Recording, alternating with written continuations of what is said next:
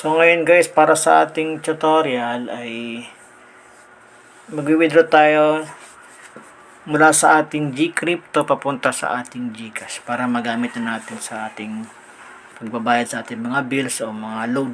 So gagawin natin guys, open natin yung ating Gcash. Ayan guys.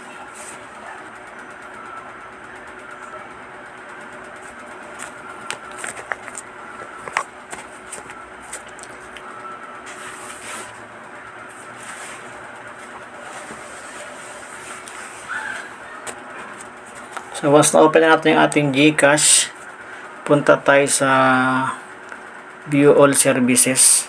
Ito guys, ayan. Pagdating dito, punta tayo ng Grow na tab. Ito yung Gcrypto guys. Ayan, open natin.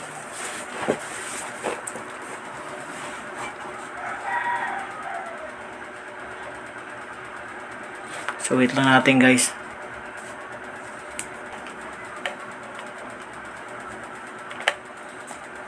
So meron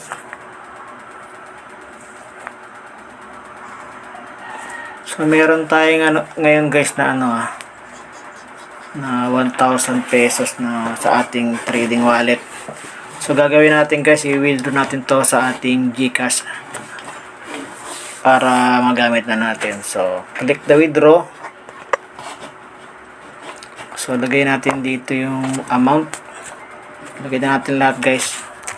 7. So continue lang natin guys para malipat.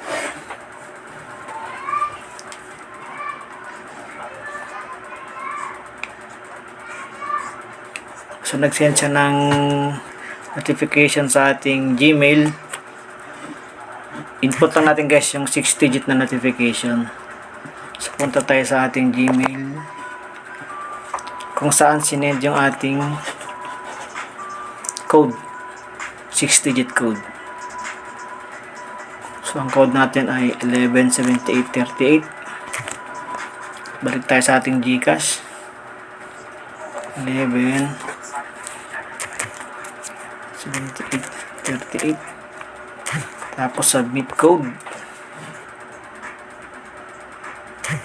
So yun na guys, success na yung ating transfer ng ating pera mula Gcrypto papunta sa ating Gcash. So yan na guys.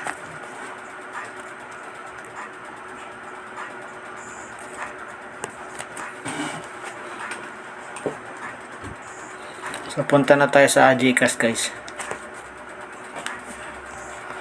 Kanina alam mo na pera natin ay 69 pesos. So ngayon guys ay meron na tayong 1,069 pesos sa ating Gcash. So ganyan lang kadali guys ang paglipat ng pera mula sa Gcrypto papunta sa Gcash.